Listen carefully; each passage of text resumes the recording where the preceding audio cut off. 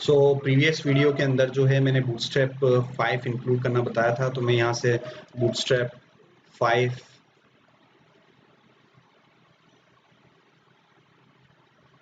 इसके official website में open कर देता हूँ और एक npm का भी जो है बूटस्ट्रैप स्टार्ट कर देते हैं। अभी बूटस्ट्रैप 5.0 ऑफिशियल लॉन्च हो गया है, कहीं कहीं पर बूटस्ट्रैप अल्फा बताएगा 5.0.2 5.0.00 अल्फा 1। तो इसको फॉलो मत करना, ये अल्फा वाला जो है ना इसको फॉलो मत करना, आप ये देखना जिसमें अल्फा नहीं लिखा हुआ है, अल्फा बीटा लिखा हुआ है मतलब वो फाइनल नहीं। तो यहाँ पर आप देखिएगा ये प्रॉपर है और ये पूरे वर्जन्स कंट्रोल्स इसके आ रहे हैं डेफिनेटली। सो बूटस्ट्रैप हमें इंक्लूड करना है। तो सबसे पहले तो हम ये देख लेते हैं कि बूटस्ट्रैप हमने इससे पहले के जो वीडियोस हैं, जो फर्स्ट वीडियो के अंदर मैंने आपको बूटस्ट्रैप इंक्लूड करना बताया था, वो ये तरीका था कि आप एसआरसी में जाके आपका जो एचटीएमएल पेज है, आपका एचटीएमएल पेज कहाँ होता है, पब्लिक के अंदर index.html के अंदर डायरेक्टली आपका जो पेज होता है वो आप वहाँ पर यूज कर सकते हैं। तो यहाँ पर जो है ऑलरेडी हमने कमेंट कर रखा है, तो ये यहाँ पर हम गए और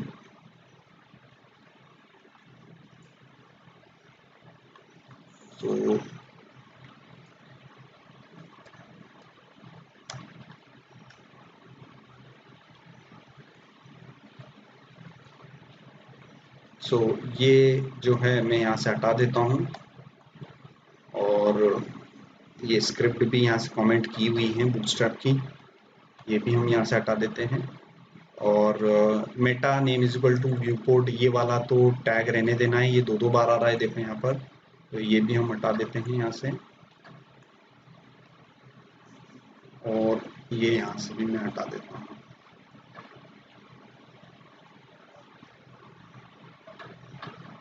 ठीक है, और जो है अपना प्रोजेक्ट आप स्टार्ट करें। सो यहाँ से ये इसके अंदर प्रोजेक्ट के अंदर जाना पड़ेगा, स्नैपडील के अंदर स्नैपडील पर गए एंड देन आप करें npm स्टार्ट आपने किया और एक बार प्रोजेक्ट को लॉन्च करते हैं।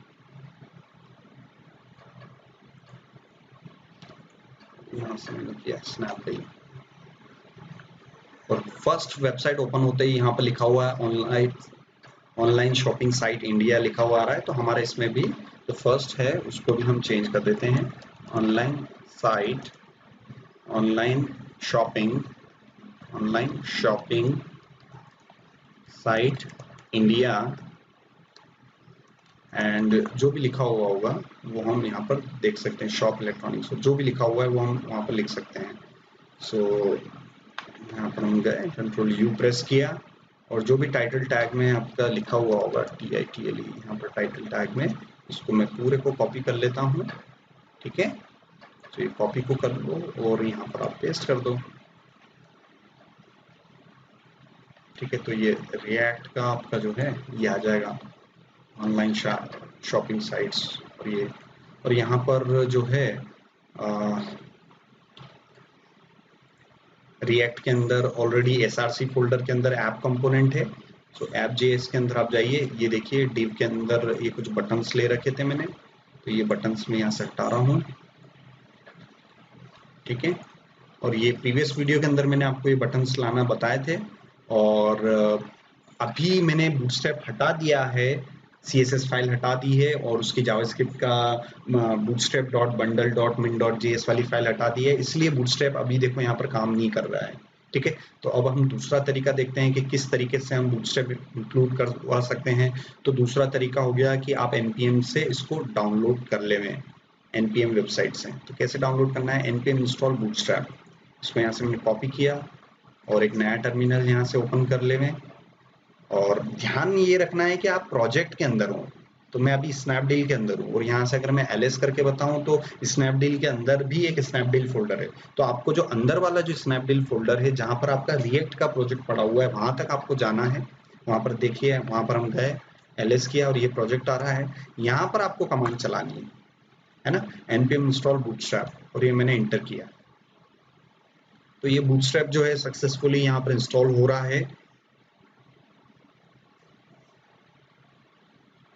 और जब भी आप npm इंस्टॉल करते हैं तो जो भी पैकेजेस डाउनलोड होते हैं वो नोड मॉड्यूल्स फोल्डर के अंदर जाते हैं, तो आप नोड मॉड्यूल्स फोल्डर के अंदर जाके आप चेक कर सकते हैं। तो देखिए सक्सेसफुली यहाँ पर इंस्टॉल हो गया है। तो पहली चीज तो आप ये देख सकते हैं package.json को पढ़ सकते हैं। package.json में आप देखिएगा डिपेंडेंसीज में आपका कहीं ना कहीं जो है बूटस्ट्रैप आ गया होगा। ये देखो बूटस्ट्रैप आ गया है, और यहाँ पर से भी आपको पता चल सकता है कि भाई बूटस्ट्रैप का कौन सा वर्जन इंस्टॉल हुआ है, वो 5.0.1 हुआ है।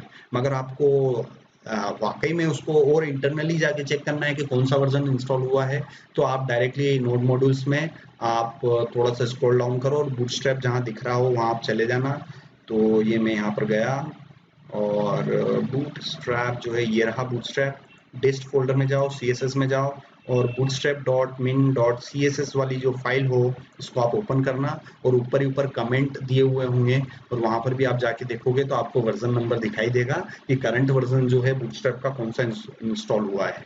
अब आपको ये करना है कि इसको एक्सपांड कर रखा है, अब ये CSS फाइल आप यहाँ राइट क्लिक करके कॉपी रिलेटिव पाथ आप कर देना। तो इससे क्या होगा कि वो पूरा जो एड्रेस है, पूरा एड्रेस कौन सा के नोड मॉड्यूल्स के अंदर, बूटस्ट्रैप के अंदर, डिस्ट के अंदर, CSS फोल्डर के अंदर, ये इतना लंबा चौड़ा जो एड्रेस है आपको टाइप करने की जरूरत नहीं पड़ेगी। जिस फाइल को इंक्लूड करवाना है उस फाइल को एक बार सिलेक्ट कर लो, राइट क्लिक करो, कॉपी रिलेटिव पाथ किया, उसके बाद जो है आपकी ऐप का जो स्टार्टिंग पॉइंट है, आपकी जो रिएक्ट की ऐप का जो फर्स्ट लॉजिक फाइल होती है वो हमारी SRC के अंदर कहाँ होती है, index.js के अंदर होती है, वहां जाके आप उसको इंपोर्ट करवा लो। तो यहाँ पर मैंने किया इंपोर्ट और स्ट्रिंग के अंदर इस पूरे एड्रेस को मैंने पेस्ट किया। सो ये देखिए यहाँ पर आ रहा है, और मुझे लगता है कि index.js से बाहर हमें जाना पड़ेगा, index.js से एक स्टेप बाहर जाके नोड मॉड्यूल्स में, तो ये स्नैपडील की जगह डॉट डॉट कर देना है यहाँ पर। सो आई थिंक ये हो जाना चाहिए, और आप यहाँ पर रिफ्रेश कर के देख सकते हैं। अभी आ रहा है कैन नॉट रिजॉल्व, ठीक है। सो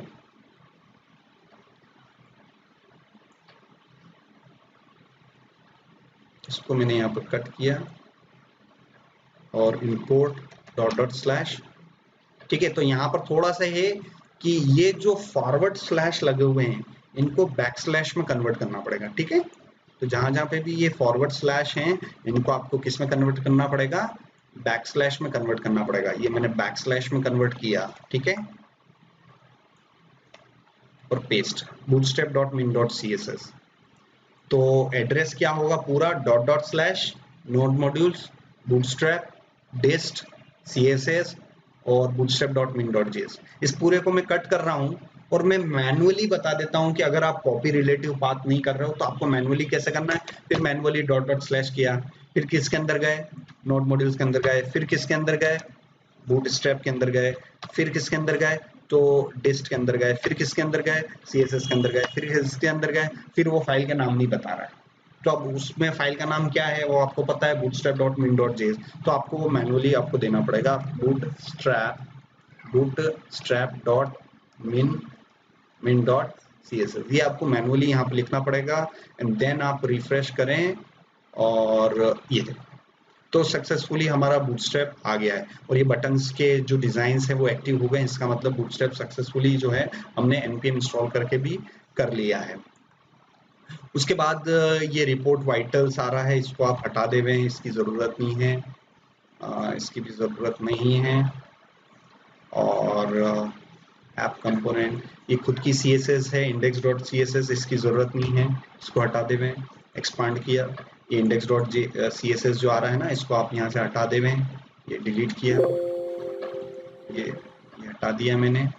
और सबसे पहला जो कंपोनेंट है उस कंपोनेंट को बनाया है app.js के अंदर, और ये एक फंक्शनल कंपोनेंट है। तो रिएक्ट की बेसिक्स आपने कर रखा होगा। So this is a functional component. So ये हमारा एक फंक्शनल कंपोनेंट है ऐप नाम का, और उसके अंदर से हमने कोई JSX रिटर्न कर रखा है, ये सिंटेक्स है प्रॉपर। सो ये इस तरीके से बेसिकली आ रहा है। अब ये तो प्रूफ हो गया कि हमने बूटस्ट्रैप यूज कर लिया है। अब जाके यहाँ पर आप बूटस्ट्रैप के बेसिक चीजें आप देख सकते हो। तो उससे पहले हम लेआउट्स देख लेते हैं कि हम कौन कौन से टेम्पलेट्स यूज कर रखे थे। हमें शुरुआत जो है होम पेज से करनी है, तो होम पेज के अंदर जाके आपको प्रॉपर पूरा स्ट्रक्चर समझना पड़ेगा कि किस तरीके से इसका स्ट्रक्चर होगा। तो बेटर है कि आपके पास जो है फोटोशॉप होना चाहिए। तो फोटोशॉप में जो है फोटोशॉप ओपन करता हूँ। आपके पास फोटोशॉप अगर नहीं है तो आप उसको डाउनलोड करके इंस्टॉल कर सकते हैं। मैं फोटोशॉप का CS6 वर्जन यूज कर रहा हूँ। तो फोटोशॉप CS6, आप फोटोशॉप 7 भी यूज कर सकते हैं, 8 भी यूज कर सकते हैं।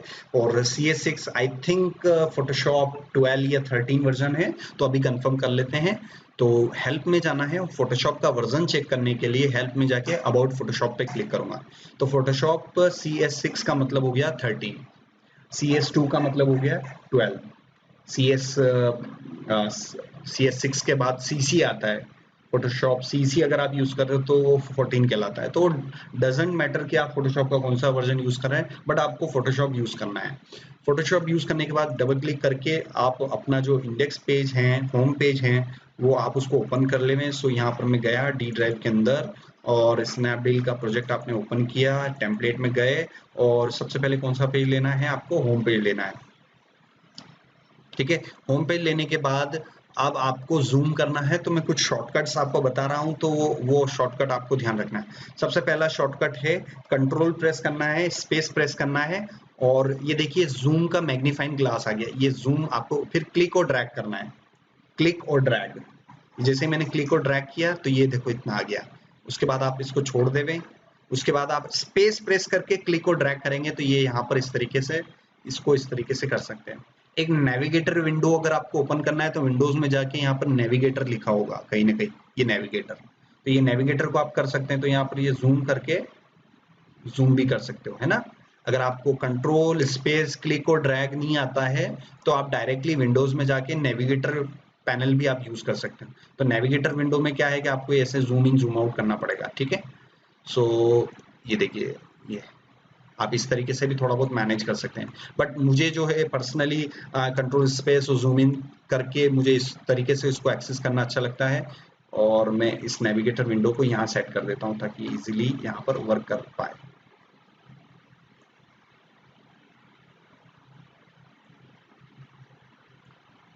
ठीक है, सो ये नेविगेटर विंडो मैंने यहीं पर सेट कर दिया। अब जो है कंट्रोल R प्रेस करना है, R फॉर रूलर, रूलर मतलब scale. So control R press करके राइट क्लिक करके आपकी जो करंट वर्किंग यूनिट है अभी इंचीज में है, और जब भी आप ग्राफिक्स में काम करते हो तब आपकी वर्किंग यूनिट क्या होनी चाहिए, पिक्सल्स होनी चाहिए। तो फोटोशॉप में सबसे पहला काम तो क्या आप कर ले, कंट्रोल R प्रेस करके आप अपनी रूलर वाली जो स्केल है एक्टिवेट कर सकते हैं। अगर आप कंट्रोल R प्रेस करेंगे तो स्केल चली जाएगी, कंट्रोल R प्रेस करेंगे तो स्केल जो है, रूलर जो है वापस आ जाएगा।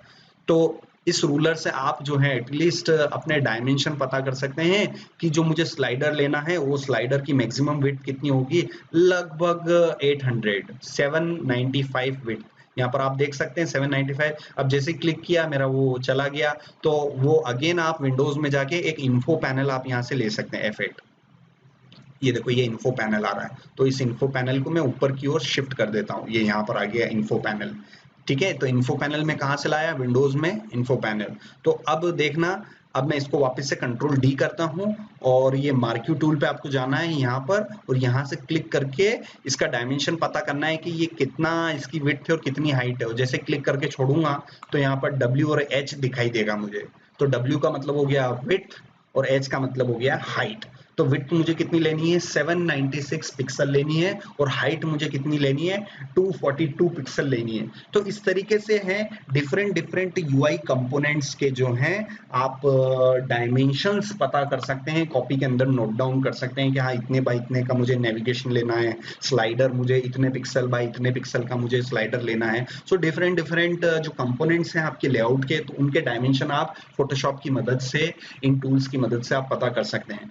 बगैर उसके आप डायमेंशन पता नहीं कर सकते हैं, क्योंकि हमें एक्यूरेट काम करना है, एग्जैक्ट जैसा दिया गया है वैसा के वैसा बनाना है। एक पिक्सल भी कम नहीं है और एक पिक्सल भी ज्यादा नहीं है। अगर इतना एक्यूरेट काम करना है तो आप बगैर फोटोशॉप की मदद से आप नहीं कर सकते, आपको फोटोशॉप यूज करना ही है। शुरुआत करते हैं। तो शुरुआत जो है हमारा बूटस्ट्रैप के थ्रू स्केलेटन बनाएंगे। तो कोई भी आप वेब पेज डिजाइन करना स्टार्ट करते हैं तो सबसे पहले जो पेज होता है वेब पेज, उसके बेसिक 3 कंपोनेंट होते हैं। सबसे पहला कंपोनेंट हेडर हो गया, दूसरा कंपोनेंट उसका फुटर हो गया, ठीक है। दूसरा कंपोनेंट कौन सा होता है किसी भी वेबसाइट का? फुटर होता है। और तीसरा कंपोनेंट हेडर और फुटर के बीच में जो कंपोनेंट होता है वो आपका क्या कहलाता है? Main component. मेन कंपोनेंट वो कंपोनेंट होता है जहां पर आपकी वेबसाइट के कंटेंट या डाटा लोड होता है। तो बेसिकली यहाँ पर जो है टेम्पलेट्स में गए मैं, और यहाँ पर इंस्ट्रक्शंस में गए, और यहाँ पर जो है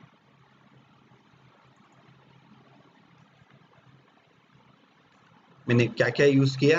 हेडर, मेन और फुटर, ठीक है। तो हेडर, मेन और फुटर, इन तीनों एरिया के डायमेंशंस आपको नोट डाउन करके यहाँ लिखने हैं। तो मैं फोटोशॉप में गया, और फोटोशॉप में जाने के बाद मैं ये मार्क्यू टूल, ये रेक्टेंगुलर मार्क्यू टूल होता है, रेक्टेंगुलर मार्क्यू टूल, इस पे क्लिक करना है और यहाँ से जाके यहाँ तक क्लिक करके छोड़ना है, और डायमेंशन कितना है वो आपको नोट डाउन करना है। 1366 बाय 94, 1366 बाय 94। सो ये डायमेंशन में यहाँ पर लिख दूंगा 1366 बाय 94, सबके डायमेंशन में लिख देता हूँ, है ना।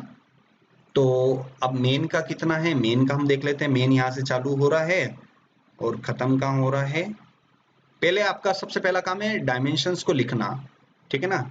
मुझे लगता है मेन एरिया आपका ये सिर्फ यहाँ तक है ना, सिर्फ यहाँ तक है, क्योंकि ये पेमेंट और ये नेविगेशन है ना, ये फुटर का पार्ट लगता है। 13 विड्थ तो ऑलमोस्ट उतना ही होगा मेन का भी, तो विड्थ भी कितना होगा? 1366 बाय, सिर्फ हाइट का हमें देखना है तो 7188। तो यहाँ पर मैं लिख देता हूँ 7188। विड्थ तो सबकी सेम रहेगी, जो चौड़ाई है उसकी, जो विड्थ है बेसिकली वो तो सबकी सेम रहेगी, और जो हाइट है वो थोड़ा बहुत कम ज्यादा हो सकता है। तो हाइट, ये हमारी हाइट है ना। अब हम फुटर की बात करते हैं। तो फुटर में जो है, ये फुटर का यहाँ से चालू हो रहा है और यहाँ खत्म हो रहा है। तो फुटर ये देखो अगेन 1366, तो मैं इसमें भी मैं क्या कर देता हूँ 1366 बाय, और इसके डायमेंशन कितने आ रहे हैं अभी? 1588। 1588 ये डायमेंशन आपको कॉपी पेन के अंदर कहीं पे भी नोट करके आप इसके डायमेंशन आप नोट डाउन कर लो। ये मैंने नोट डाउन कर दिए हैं। अब जाना है हमें अपने पेज के अंदर, जो हमारा पेज है, हमारा ये जो पेज बना हुआ है, इसके अंदर जाने के बाद हम स्टार्ट करेंगे अपना लेआउट बनाना। तो सबसे पहले हम इस स्ट्रक्चर को देखते हैं।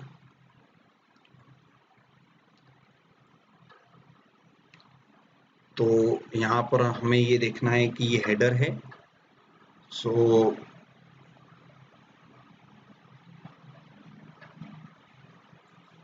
तो ये सारे डिव और ये सब कुछ हटाया, बटन्स वटन्स हटाए मैंने, और HTML5 के अंदर बिल्ट इन एक टैग होता है जिसे हम बोलते हैं हेडर, ठीक है। हेडर का स्टार्ट, हेडर का क्लोज, उसके बाद लास्ट ही लास्ट वाला टैग भी हम ले लेते हैं, फुटर का स्टार्ट, फुटर का क्लोज, हेडर का स्टार्ट, हेडर का क्लोज।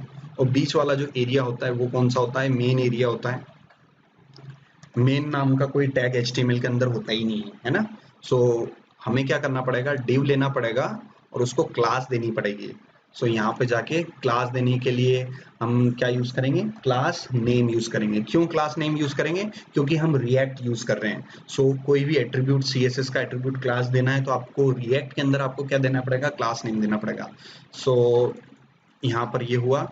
अब जाके जो है हम अपना CSS यूज करेंगे। तो ये ऐप CSS यहाँ पर है, और ऐप CSS अब यहाँ से हमने शायद, ये रहा ऐप CSS, और इस ऐप CSS के अंदर जितना भी कोड लिखा हुआ है वो सब मैं यहाँ से हटा दूंगा, ठीक है। और मैं टारगेट करूंगा अपने हेडर को। यहाँ से मैंने अपना हेडर टारगेट किया, ये यहाँ से हेडर टारगेट किया, और विड्थ लिखने की जरूरत नहीं है, विड्थ बाय डिफॉल्ट आती है। हमें सिर्फ क्या देना है? हाइट देना है, और हाइट हमने नोट डाउन कर रखा है 94 पिक्सल। सो 94 px हमने दिया और यहाँ से बॉर्डर आप दे दो। सो यहाँ पर मैंने बॉर्डर किया 1 पिक्सल डैश्ड हमने दिया और रेड दिया, सेव किया और आउटपुट हम देखते हैं तो क्या आ रहा है। ये देखो ये बन गया। सो हमारा हेडर कंप्लीट हो गया। अब हम मेन एरिया बना लेते हैं। सो इसको मैं क्या नाम दे दूंगा, मेन दे दिया मैंने a_main, ठीक है ना। तो आप इस तरीके से नाम देंगे तो आपको कंफ्यूजन नहीं होगा। आप अपने नाम से प्रीफिक्स कर ले, जैसे अनिल_main दे दिया मैंने, है ना, मेरे शॉर्ट नेम दे दिया मैंने a_main, ताकि इससे ये पता चल जाएगा कि जिसके आगे भी a_ लिखा हुआ है वो आपने अपनी खुद की CSS बना रखी है। तो दो तरीके की CSS क्लास होती है, एक तो प्री डिफाइंड क्लास और एक आप जो बना रहे हो। तो आप जो बना रहे हो आप अपने नाम से प्रीफिक्स कर लो। तो मेरे नाम से मैंने प्रीफिक्स कर दिया अनिल_main, a_main नाम की एक मैंने क्या किया, एक क्लास दिया और वो जाके आप यहाँ पर डिफाइन कर दो। सो मैंने डिफाइन करने के लिए मैं क्या यूज करूंगा, डॉट ऑपरेटर यूज करूंगा। तो डॉट में क्या होता है, क्लास होता है। सो मैंने लिखा a_main, यहाँ पर मैंने दिया और curly brace start curly brace को, और आपको सिर्फ क्या देना है, हाइट देना है। और हाइट आई थिंक 7188 पिक्सल है, तो यहाँ पर मैं 7188 पिक्सल मैंने दिया और यहाँ पर मैं बॉर्डर दे देता हूँ अगेन 1 पिक्सल डैश्ड मैंने दिया, यहाँ पर मैं दे देता हूँ अब जो है ग्रीन दे देता हूँ। सेव किया, आउटपुट देखा और रिफ्रेश करते हैं तो ये देखो ये आ गया, ठीक है ना। और ये देखो स्क्रॉल अप करने पर अब बचा कौन, फुटर। तो फुटर को तो कोई क्लास और उसको देने की जरूरत नहीं है।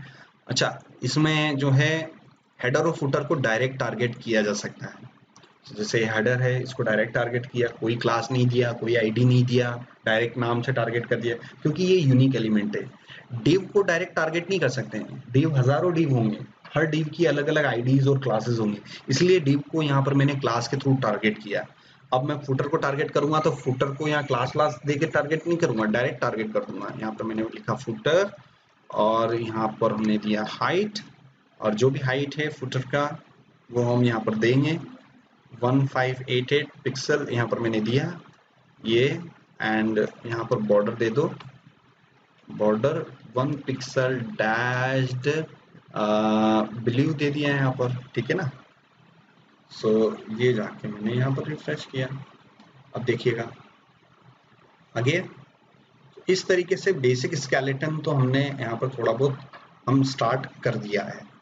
सो अब जो है हेडर, हेडर का हम बात करें कि हेडर का कलर क्या है, तो हेडर का कलर आप ये वाला बेसिक कलर ले लें, क्योंकि इसको लेयर बाय लेयर आपको देखना पड़ेगा कि हेडर के अंदर ये ऐसे ओवरलैप हो रहा है। पीछे वाला कलर ये है और उसके फ्रंट में ये वाला कलर आ रहा है, ये वाला टॉप वाला। तो पूरा हेडर, ये पूरा हेडर का कलर क्या होगा, ये वाला होगा। तो इसको मैं आई प्रेस करूंगा, आई फॉर आई ड्रॉपर। ये आई ड्रॉपर टूल लिया, यहाँ से मैंने क्लिक किया, ये कलर आया और यहाँ से ये हेक्स वैल्यू मैं यहाँ से कॉपी कर लूंगा, ठीक है। ये हेक्स वैल्यू मैंने यहाँ से कॉपी किया और यहाँ पर जाके इसको बैकग्राउंड आप दे देवे। So background, background colour hash paste, ये मैंने दिया। तो ये मेरा पूरा के पूरा जो है वो कलर आ जाएगा।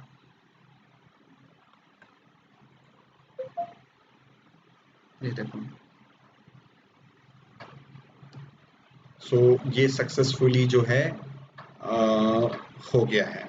अब जाके अगर हम थोड़ा सा ये देखें कि ये इसके मेन एरिया में कौन सा कलर यूज हो रहा है, तो मेन एरिया का देखते हैं। और मेन एरिया के अलावा जो है ये वाला जो एरिया है, ये फुटर एरिया का भी हम पार्टीशन करेंगे आगे चल के। बट अभी तो ये कलर देखते हैं कि ये कलर कौन सा है, ये वाला जो कि मेन एरिया का है। तो आप आई प्रेस करेंगे, आई ड्रॉपर से ये लिया और यहाँ से जो है ये F7 वाला मैंने कॉपी किया और मैं टारगेट कर दूंगा यहाँ पर जो है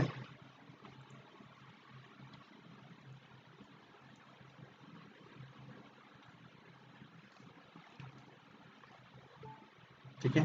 सो ये मैंने दिया यहाँ पर और ये मैंने रिफ्रेश किया, ये देखो आ गया ना। अब उसके बाद अपना फुटर एरिया आप देख लो, तो फुटर एरिया के भी फर्दर आपको पार्टीशंस करने पड़ेंगे। सो ये फुटर एरियाज यहाँ से चालू हो रहा है वाइट, और इसके भी डिफरेंट डिफरेंट पार्टीशंस हैं। या फिर फुटर एरिया का पूरा ये कलर दे देते हैं ना, ये भी क्या है F7 F7 F7 है, तो इसको भी मैं वही कलर दे देता हूँ। और ये जो ब्लॉक आएंगे इनको वाइट दे देंगे बाद में, है ना। वो कैसे भी कर सकते हैं, वो आपके ऊपर डिपेंड करता है। तो यहाँ पर भी मैंने क्या किया, बैकग्राउंड कलर, और ये पेस्ट किया, सेव किया, और ये हो गया। ये देखो लास्ट में ये ब्लू वाले का भी यही कलर हो गया। तो इस तरीके से जो है एक बेसिक स्केलेटन हमने रिएक्ट के थ्रू किया है।